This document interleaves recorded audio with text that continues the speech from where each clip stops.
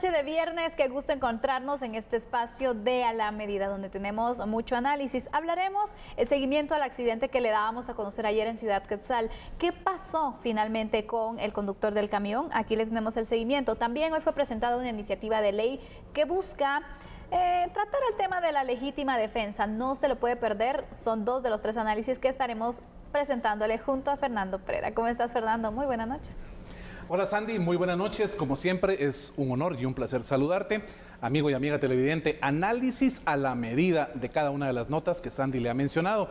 La invitación es cordial. La próxima hora, quédese con nosotros acá en TN23 en su programa A la Medida.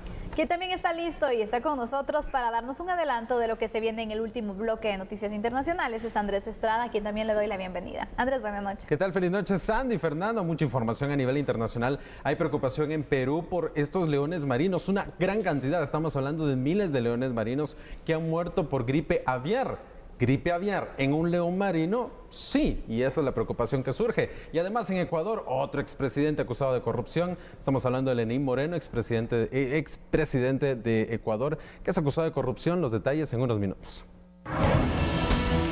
Piloto se entrega a la justicia. Exploramos qué delitos podría haber cometido el conductor del camión que provocó la mortal colisión. Iniciativa de ley para el ejercicio de la legítima defensa. Analizamos la propuesta presentada en el Congreso de la República. Motoristas protagonizan accidentes. Respondemos por qué están involucrados en más del 50% de los incidentes viales.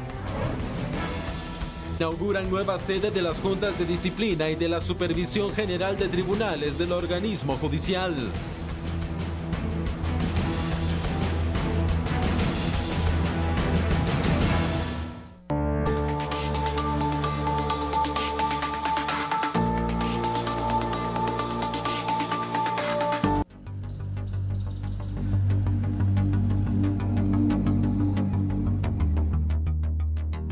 El piloto del camión que ocasionó la muerte de 2 personas y la lesión de al menos otras 6 en camino a Ciudad Quetzal ya se puso a disposición de la justicia. La Fiscalía Municipal de Misco investiga y da seguimiento al accidente que se registró este jueves en camino a Ciudad Quetzal, Zacatepeques, que dejó sin vida a Silvestre López Guerra, de 62 años, y a Melanie Samaná, de año y medio. En el lugar de los hechos no fue posible ubicar al responsable de estas acciones. Sin embargo, esta persona ya se hizo presente ante el Ministerio Público por medio de su abogado e incluso ya se ha solicitado la realización de algunas pericias por parte de INACIF en cuanto a esta persona, las cuales pues ya han sido practicadas, por lo cual pues esperamos que las diligencias continúen avanzando con la finalidad de que la Fiscalía pues presente las solicitudes oportunas ante el órgano jurisdiccional correspondiente. Es correcto, esa persona ya se presentó voluntariamente por medio de su abogado ante la sede del Ministerio Público y se ha solicitado al Instituto Nacional de Ciencias Forenses que realice exámenes toxicológicos y otro tipo de exámenes periciales para poder ir recabando indicios que contribuyan a fortalecer las diversas líneas de investigación que tiene la Fiscalía, que tiene la investigación a su cargo.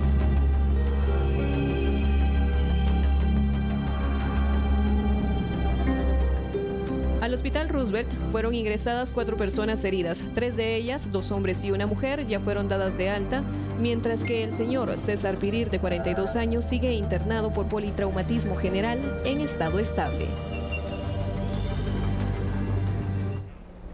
Bueno, la verdad que este caso sorprende, lo hablábamos ayer, que muchos de los accidentes que se registran donde el piloto huye, se da a la fuga, no se sabe nada al final, no hay ni siquiera una persecución o un seguimiento para ubicarlo. En muchos de los casos realmente, quizá habrá un par que son la excepción a la regla, pero no se da esta situación. Simplemente el piloto, bueno, nos quedamos con que huyó, que le fallaron los frenos y pues ahí está, ahí se cierra el caso. En este caso llama la atención que pues al final él se entrega. Y quiero que vayamos entonces analizando, Fernando, cuál puede ser el futuro legal de él, qué delitos podría estar enfrentando, que crees que podrían prosperar incluso en el juicio, y cómo cambia la situación que él se haya entregado.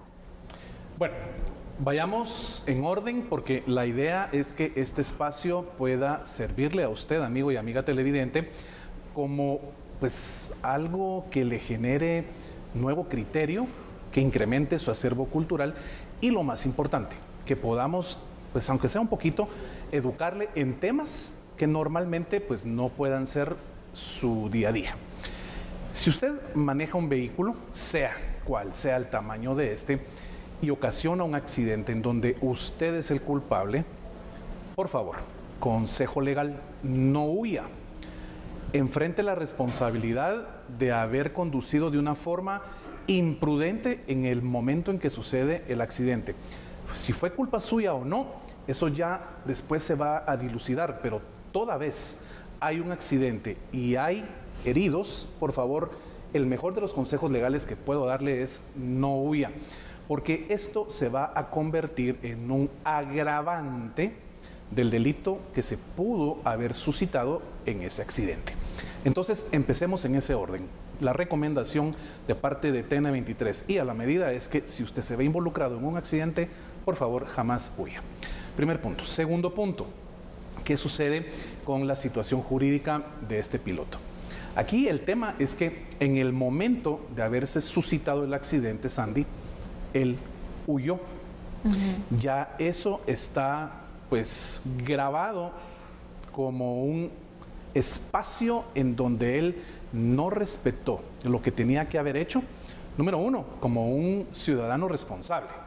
Número dos, como un piloto que realmente dentro de lo que aprendió para tener la responsabilidad de llevar el volante de ese camión que se le fueron los frenos, que falló mecánicamente, simple y sencillamente él tendría que haberse quedado, hablar con las autoridades, explicar el tema del caso fortuito, del por qué su camión falla. Él no podía estar en control del fallo. Entonces ahí entra el espacio del caso fortuito. Pero simplemente él toma la decisión de huir, pasan 24 horas y no se sabe nada de él, lo que genera que inmediatamente entonces se pueda abrir dentro de su expediente el espacio de una orden de captura inmediata. Solo allí ya su situación jurídica cambió, porque hay homicidio. Simple y sencillamente perdió la vida una abuelita con su nieta y se da ese espacio en donde, sea como sea, no puede cambiar la circunstancia de que por impericia, por caso fortuito, por circunstancias que no estaban en su control, simplemente hay 2 personas fallecidas. Pero el haber huido simplemente le genera una agravante. El homicidio culposo está, no hay homicidio doloso. Son los 2 tipos. ¿Qué diferencia hay entre uno y el otro? Excelente pregunta. Homicidio doloso es cuando la persona va con la mentalidad de hacer el daño. Con hecho pensado. De quitarle la vida a otra persona. Con el hecho pensado, como bien dices tú, de hacer el acto que va a culminar con que la otra persona deje de existir. Hay dolo, hay intencionalidad.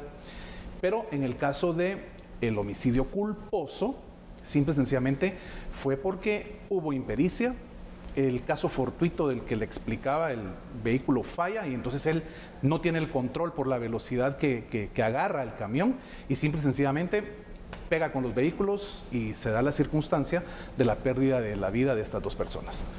Pero el hecho de huir agravó su situación, agravante. Ahí es donde entra la circunstancia incluso en donde el juez realmente puede llegar incluso a incrementar esa pena que le vaya a imponer porque simple y sencillamente no cumplió con la responsabilidad de buen ciudadano de quedarse en el lugar y afrontar las consecuencias de su acto. El punto también es que, por ejemplo, cuando se da la posibilidad de que el delito lo permita, que se pueda dar una medida sustitutiva, por ejemplo, como un arresto domiciliario mientras se desarrolla el proceso y la persona pues está en su domicilio. Cuando una persona huye, hasta esto puede verse afectado, ¿no? El juez podría decir, no, porque hay aquí motivos que nos pueden llevar a pensar que se puede dar a la fuga porque ya lo hizo una vez. Creo que también esa es una de las complicaciones que puede tener una persona, ¿no? Por supuesto, en el caso del abogado defensor del piloto, si no hubiese huido, pues él presentará, ¿verdad?, un esquema de vida de la profesión como piloto de esta persona, si él no se ha visto involucrado nunca en ningún tipo de denuncia, en el tema de tránsito, Y bueno, pues se ve que es un ciudadano que realmente se dedicaba a laborar como piloto y el juez, lo hablamos en alguna oportunidad, utiliza su sana crítica, que es una característica exclusiva de los jueces para emitir sus resoluciones. Y se dará cuenta con todas esas pruebas que el abogado le presente que este piloto, pues simple y sencillamente era un ciudadano que estuvo involucrado en un accidente porque simple y sencillamente no tenía control de lo que sucedía mecánicamente con el camión que él conducía. Sin embargo, la realidad es otra. El abogado hoy podrá solicitarle al juez esa medida sustitutiva, pero entra la sana crítica nuevamente. Y el juez, ¿qué es lo que va a decir? ¿Por qué voy a beneficiar yo a esta persona si realmente cuando tuvo que quedarse a afrontar su consecuencia, su responsabilidad, él simplemente huyó? Claro, se presenta 24 horas después ante las autoridades y qué bueno, ahora va a dilucidar su situación, pero ya con agravantes. 24 horas después de lo acontecido, le genera un problema bastante serio. Definitivamente. Vamos a ir con unos datos para ir recapitulando sobre este caso que se presentó ayer en Ciudad Quetzal, donde una cámara de seguridad de hecho grabó el momento de la múltiple colisión que ocurrió sobre el kilómetro 16 de la ruta Ciudad Quetzal. En ella se observan cómo un camión se quedó sin los frenos, según los primeros reportes. Se descontrola e impacta contra 7 vehículos. Ayer le presentábamos este video, donde se confirmó que el conductor del camión se dio a la fuga tras el incidente. Sin embargo, 24 horas después de esta fuga, se presenta ante la justicia. Y continuando con los detalles informativos, recordemos que en uno de los vehículos fallecieron 2 personas que eran miembros de una familia que quedaron atrapados dentro de los hierros retorcidos del vehículo en el que viajaban. Se trata de una abuela y su nieta, quienes fueron identificadas por sus familiares como Silvestre López, de 56 años, y Melanie Samantha González López, de año y medio. Otras 5 personas necesitaron ser trasladadas a un centro asistencial y han sido atendidas por médicos por las heridas que presentaban también producto de este accidente de tránsito. En este caso, por ejemplo, estamos hablando, Fernando, de 2 personas fallecidas y de estas personas heridas también. ¿Cómo es que se va agravando la situación? Es decir, es al final una acusación por todo, se va haciendo por cada víctima. ¿Cómo se podría manejar este juicio en contra de esta persona? Aquí entra aquella figura que le explicaba la otra noche, el concurso real de delitos y el concurso ideal de delitos. Significa que cada uno de los espacios en donde ejerce pues alguna relación directa al accidente, es decir, hay varias víctimas, hay fallecidos, hay una familia detrás de esos fallecidos que naturalmente va a pedir pues algún tipo de responsabilidad civil. 1, 2, los heridos. Hay heridos a quienes hay que afrontarles los gastos médicos, la recuperación, posibles fisioterapias y naturalmente 3, dentro de todo, el problema de los daños materiales. Entonces, tenemos los fallecidos, tenemos los heridos y tenemos los daños materiales, no solo de los vehículos, sino no sabemos si también, según recuerdo, uno de los vehículos golpea una vivienda, entonces ese dueño o la dueña de esa vivienda también puede pedir el resarcimiento de esos daños, ¿verdad? Es parte de la responsabilidad civil. Todo esto se va sumando y el juez toma la decisión de que por esta circunstancia A son tantos años de prisión y tanto de responsabilidad económica. Por esta parte de los heridos, tanto tiempo de responsabilidad en materia de privación de libertad, si así lo tomara el juez en su resolución, y el pago de daños.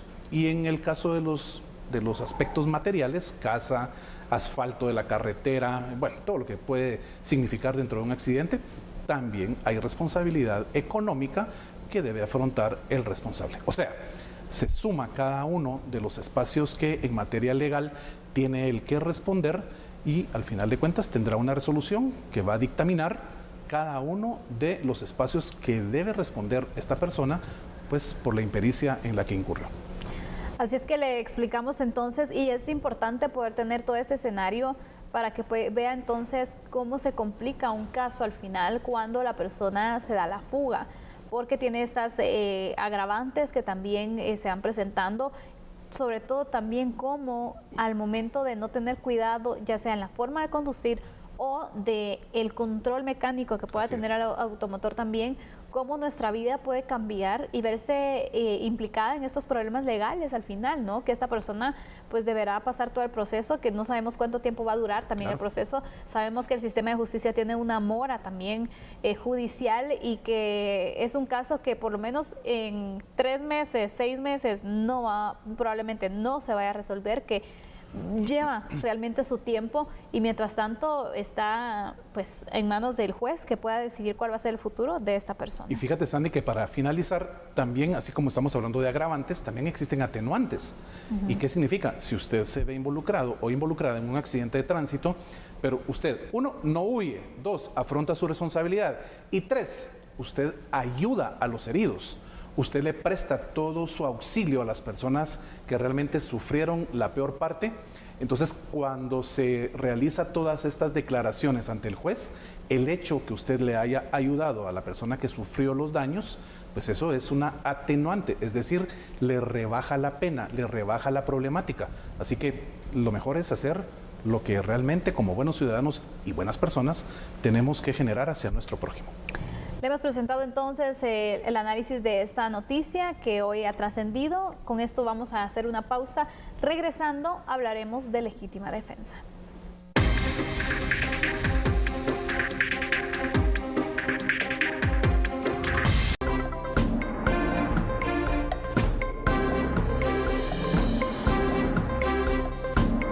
Los congresistas presentaron reformas al Código Penal y Código Procesal Penal a través de la iniciativa de ley para el ejercicio de la legítima defensa. El objetivo principal de la propuesta es crear un respaldo jurídico para todas aquellas personas que actúen bajo defensa propia de un tercero o de un bien privado y, en efecto, prescindir de la prisión preventiva. Lo que sucede hoy en día es que cuando una persona dentro de su propiedad privada, entiéndase su hogar, su oficina, su tienda, su vehículo, es atacada o una persona invade su propiedad privada y pone en riesgo su integridad física o su vida o las de las demás personas y esa persona repele dicha invasión a su propiedad, lo que sucede es que esa persona es puesta a disposición de los tribunales y en la gran mayoría de los casos se le dicta prisión preventiva, que no solo fue víctima de una agresión en su propiedad, sino que después el sistema de justicia lo vuelve a victimizar ingresándolo a una prisión preventiva. Lo que hacemos con estas reformas es que la persona que repele un ataque o una invasión a su propiedad en legítima defensa, hay algunas excepciones, esa persona tiene que ser puesta en libertad inmediatamente. Eso independientemente de que el Ministerio Público de oficio no inicie una investigación. Esta iniciativa lo que hace es proteger la presunción de inocencia de todos los habitantes de nuestro país, haciéndole valer su derecho a defender su propiedad, su vida y las de las demás personas. En la iniciativa se propone la adición del artículo 264 ter al Código Procesal Penal sobre sustitución en caso de legítima defensa, estableciendo que, cuando se actúe en legítima defensa, la persona deberá quedar en libertad inmediata. Asimismo, prohíbe la aplicación de este beneficio a la persona que en el momento del hecho se encontrara en estado de ebriedad o bajo efectos de drogas. También si se fuga o se oculta para evitar su procesamiento. Para que esta propuesta de ley se apruebe, deberá continuar su proceso legislativo, que es ser enviada a comisión, recibir dictamen y discutirse en 3 lecturas, o bien de urgencia nacional. Bueno, esta propuesta ha generado muchísimas opiniones, unos a favor, otros en contra, pero creo que llegó el momento de poder explicar entonces de qué trata la legítima defensa. Algo de los comentarios que podía leer en plataformas digitales, especialmente con la iniciativa de ley que se presenta, es que algunos decían, es para que las personas entonces no sean juzgadas, que no tengan responsabilidad penal, y realmente no es el fin. Creo que es importante poder aclarar de qué trata la legítima defensa para que ustedes puedan comprender, porque no aplica en todos los casos.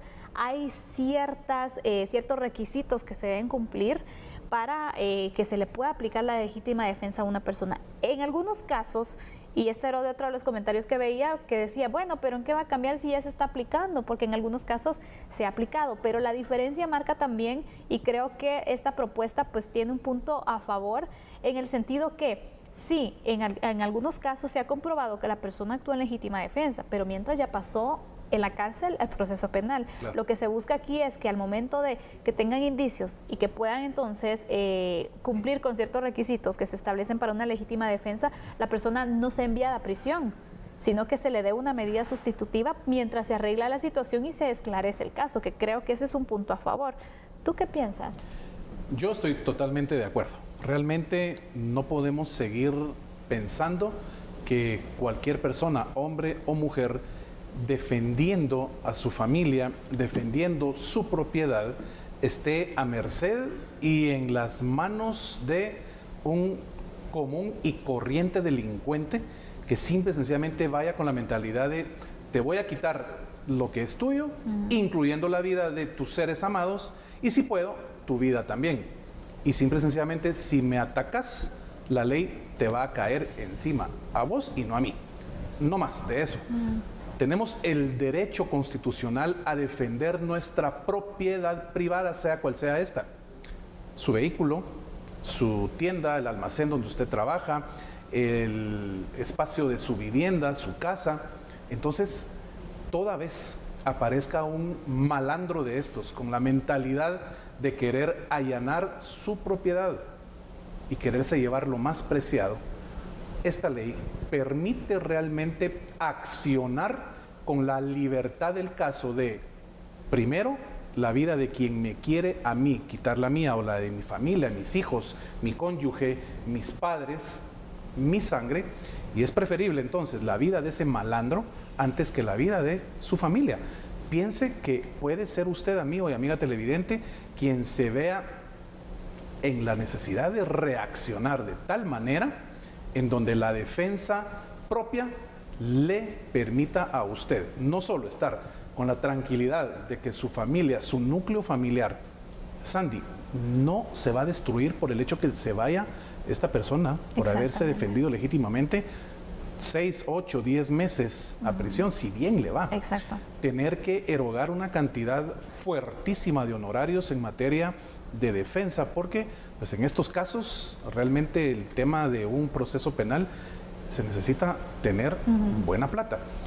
Y simple y sencillamente el hecho de no ir a parar a una cárcel cuando usted lo que hizo fue defender lo suyo. Así que me parece de lo más acertado y que esta modificación al Código Procesal Penal pues pase en sus 3 lecturas inmediatamente. Exactamente, porque mira, tú los casos, por ejemplo, en los que has apuntado el robo, por ejemplo, seamos realistas, es una situación que pasa, que ha sucedido, pero también si nos vamos a otro lado, otro tipo de circunstancias que pueden suceder y que una persona puede alegar legítima defensa, los casos de violencia contra la mujer. El año pasado en nuestro país tuvimos varios casos, de hecho, Fernando, 3 emblemáticos, donde mujeres dieron muerte a sus esposos porque ellos querían matarlas y esa era la intención, y aparte venían sufriendo violencia desde hacía tiempo. Muchas de ellas ya lo habían denunciado y ahí quedaba justo, y eso ayudaba también en su defensa para decir, miren, yo lo denuncié, pero nunca tuve ni medidas ni nada, y llegó al punto donde yo tenía que defenderme y defender a mis hijos. Así es. Uno de los casos que recuerdo muy bien es el caso de Carmela. Tenía 7 meses de embarazo y su esposo llegó con fines de ultrajarla y aparte de eso después quererla matar con un machete. ¿Qué hace ella? Al final empieza una discusión, le logra quitar el machete y con ese mismo machete lo mata. Después entonces ella se va a un hospital porque su situación, imagínate, con 7 meses de embarazo más esta situación, su situación de salud pues se alteró un poco, y mientras estaba en este centro asistencial se pudo después llevar la audiencia, y afortunadamente en una audiencia de primera declaración se logra darle a ella falta de mérito, donde todo el sistema de justicia dijo sí, es una legítima defensa. Evidente. Realmente, exactamente, ellos se pusieron, el Ministerio Público, la Defensa Pública Penal, que fue quien defendió a Carmela, y el juez, todo se dio para que se pudiera registrar. Era un caso al final también pues emblemático, ¿no? Pero también pasó otro donde la mujer estuvo privada de su libertad, llevó el proceso y después se logró evidenciar que era una legítima defensa, pero ella sí estuvo privada de su libertad. Entonces creo que casos como estos, que disculpen, pero la violencia contra la mujer pasa constantemente en nuestro país, que una persona le quiera matar a su conviviente, puede pasar, que una mujer se quiera defender, va a seguir pasando porque vivimos en una situación muy complicada. Por eso es necesario fortalecer precisamente este punto de la legítima defensa. ¿Cuál sería tu conclusión? Definitivamente fortalecemos entonces con esta iniciativa de los cambios al Código Procesal Penal el sistema de justicia. No puede ser posible que estemos a merced de la decisión de cualquiera que quiera privarnos de lo más importante que tenemos, nuestra vida y la vida de nuestros seres amados, y simplemente cruzarnos de brazos y decir, bueno, hasta aquí llegué. No, usted puede realmente defenderse, estar con esa mentalidad de hacer lo que tenga que hacer para que su vida y la de sus seres amados simple y sencillamente no sean tocadas, y usted en esa reacción no tener ninguna problemática a nivel judicial.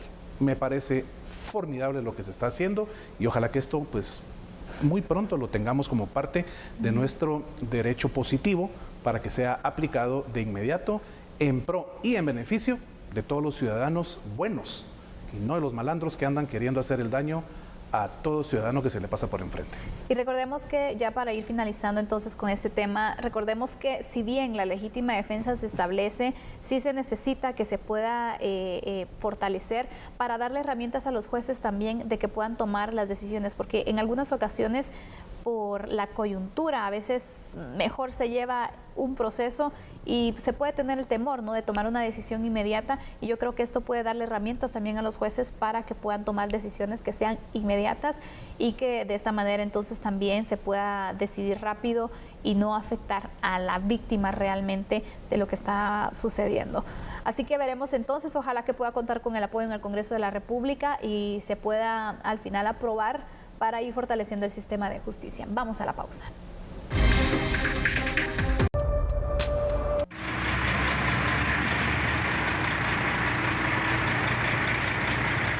Según el reporte de bomberos voluntarios, en 12 horas se registraron varios accidentes de tránsito en distintos puntos.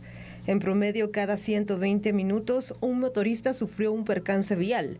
De estos hechos se reporta la muerte de 2 personas. Permítame comentarle que al teléfono número 122 de bomberos voluntarios ingresaron llamados telefónicos indicando que en el kilómetro 31 en la cuesta del Chilero había sido atropellada una motorista. De inmediato fueron destacados elementos de la 69 compañía, donde paramédicos verificaron signos vitales a la persona, quien carece de los mismos, esto por traumatismo, por lo que dieron aviso a las autoridades. En otra emergencia ocurrida en el kilómetro 42 en la ruta antigua que conduce de Palín a Escuintla, fueron destacados bomberos voluntarios de la 60 compañía, donde paramédicos al mando del oficial Girón evaluaron signos vitales al motorista, quien también carece de los mismos, esto por traumatismo, por lo que dieron aviso a las autoridades. Asimismo, en el barrio La Joya de San Martín, Jilotepeque, Chimaltenango, tripulantes de una motocicleta se accidentaron, por lo que de inmediato fueron destacados bomberos voluntarios de la 28 compañía, quienes procedieron a brindar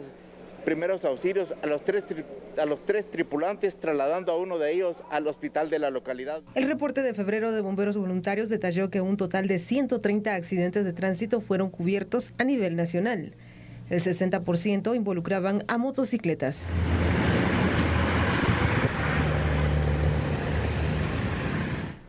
Bueno, los accidentes de tránsito que son una de no acabar también, Fernando. Vemos constantemente que se registran accidentes de tránsito, pero sobre todo lo que preocupa también es la cantidad de motoristas involucrados. Es alto el número de accidentes donde los motoristas están involucrados y sobre todo la vulnerabilidad de un motorista y su pasajero. Recordemos que no es que al final te proteja del todo, pero cuando tú vas en un vehículo, por lo menos la estructura hasta cierta parte tiende a ser de menor gravedad, ¿no?, según la situación obviamente, pero tienes hasta cierto punto pues un nivel de protección mayor que el de un motorista que no tiene nada, y aparte de esto en muchos casos salen volando, en muchos casos los motoristas no llevan ni siquiera el casco protector, que eso te puede ayudar también, te puede dar un nivel de protección. Entonces hay muchos factores que hacen mucho más vulnerable a un motorista. Mira, para quienes manejamos moto, yo manejo moto, y realmente es muy complicado hoy por hoy pensar que el motorista es igual o su símil es idéntico al de un vehículo. Es algo que con los años uno va aprendiendo, y parte de cuidar nuestra vida cuando vamos al volante de la moto es entender la responsabilidad magnificada que tenemos como pilotos de una moto. Ahora bien, existe un dicho para los motoristas y es el siguiente: hay dos tipos de motoristas, el que ya se cayó y el que se va a caer. Simple. Entonces, ¿esto a qué va? A que la impericia de muchos motoristas realmente va a terminar mal.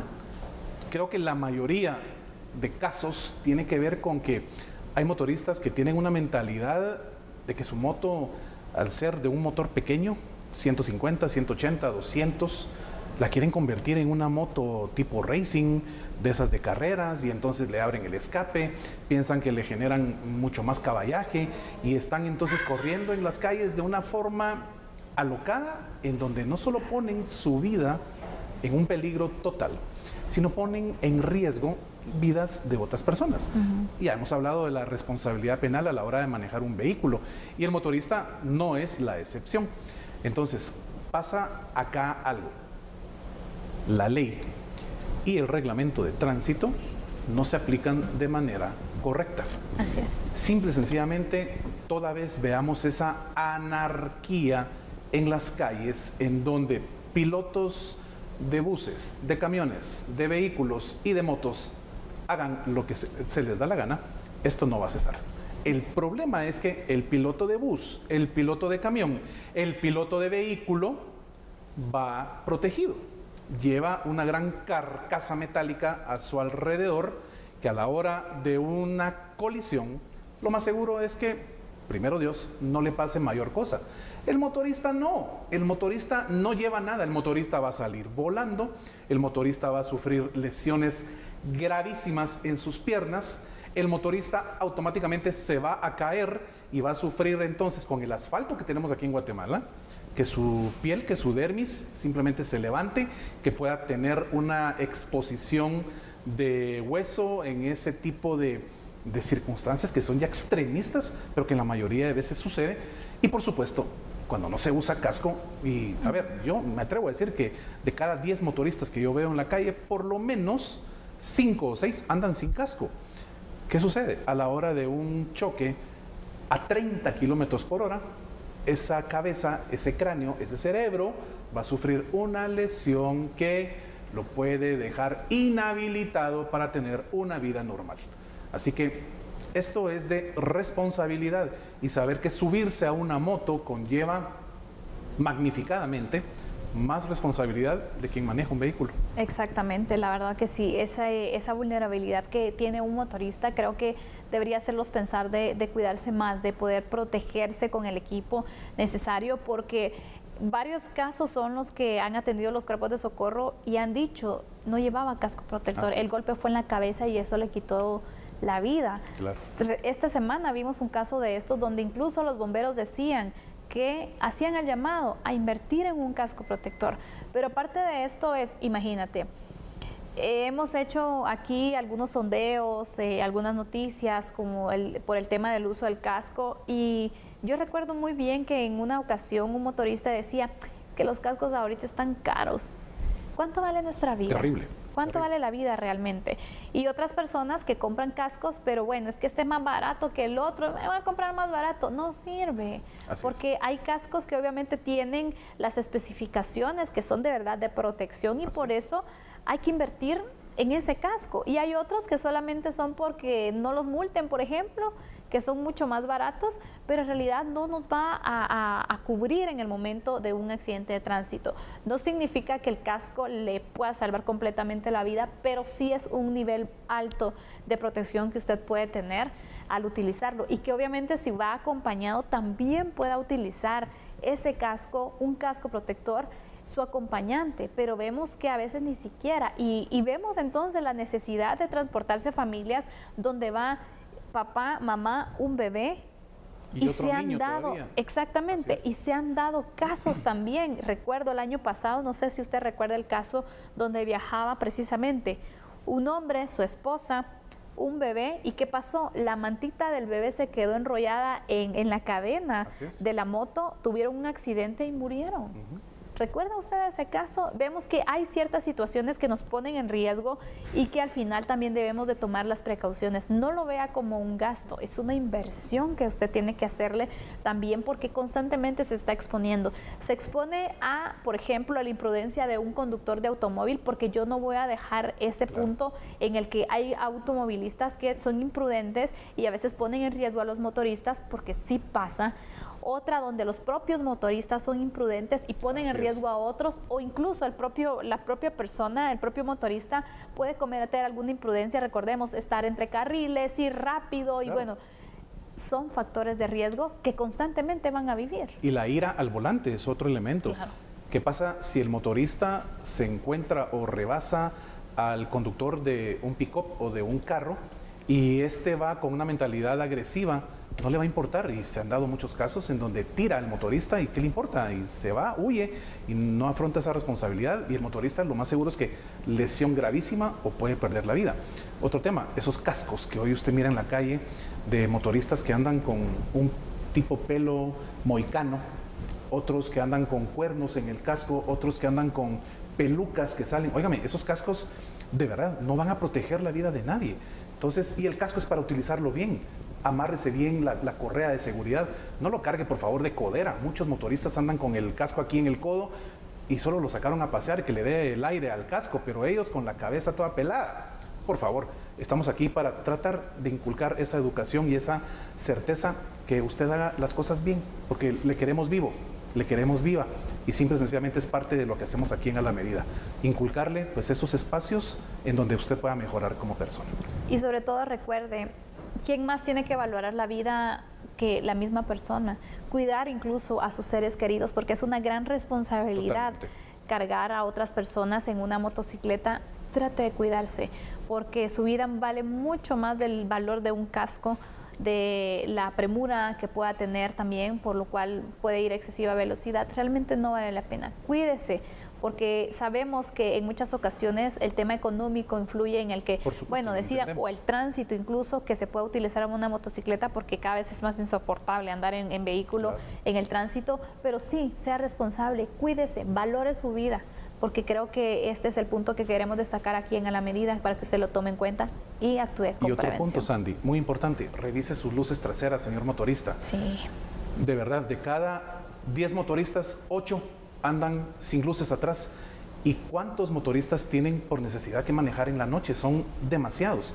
Utilizan chumpas negras sin reflectores. Óigame, no se mira en la carretera, no se ve, no hay suficiente alumbrado público para verle, sobre todo cuando usted viaja en carretera. Luces del stop, la roja, no enciende. Los pidevías no encienden. ¿Cómo pretende que el piloto de otro vehículo le vea donde hay oscuridad total? Por favor, sea responsable con su vida. No solo con la de usted, sino con la de su familia. Regrese a su casa, le esperan con los brazos abiertos, le ama a su familia. La moto es una necesidad, lo entendemos, pero por favor sea responsable y revise mecánicamente las luces de su moto. Y así vamos a concluir, de hecho, con esta recomendación también, este análisis.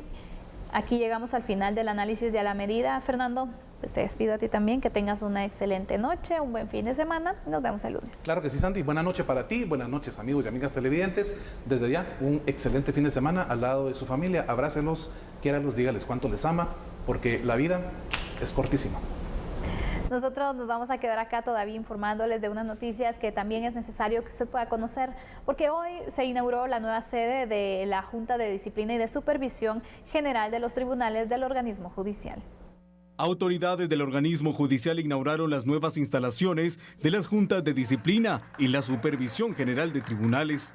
En esta nueva sede se instalarán la Junta de Disciplina Judicial, la Junta de Disciplina Judicial de Apelación, de igual forma la Supervisión General de Tribunales. Las instalaciones disponen de espacios apropiados para los funcionarios y su personal. En estas tres dependencias cumplen un rol fundamental en la administración de justicia. La Junta de Disciplina Judicial es el órgano disciplinario encargado de conocer y juzgar las faltas que sean cometidas por jueces y magistrados. De igual manera, las funciones de la Junta de Disciplina Judicial de Apelación son las encargadas de conocer en segunda instancia las resoluciones emitidas por las Juntas de Disciplina Judicial. Y la Supervisión General de Tribunales está facultada para investigar la existencia de hechos de los cuales tengan conocimiento o les sean denunciados y que sean constitutivos de faltas.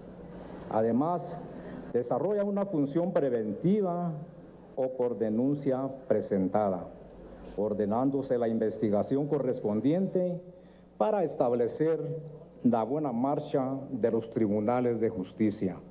Las nuevas instalaciones para las juntas mencionadas del organismo judicial estarán ubicadas sobre la Avenida Reforma y 11 Calle de la Zona 10 capitalina. El candidato a la alcaldía de Misco por el partido Victoria presentó su documentación para ser inscrito ante el registro de ciudadanos del Tribunal Supremo Electoral. Abraham Rivera presentó su documentación para ser inscrito como candidato a alcalde de Misco por el partido político Victoria ante el registro de ciudadanos del Tribunal Supremo Electoral.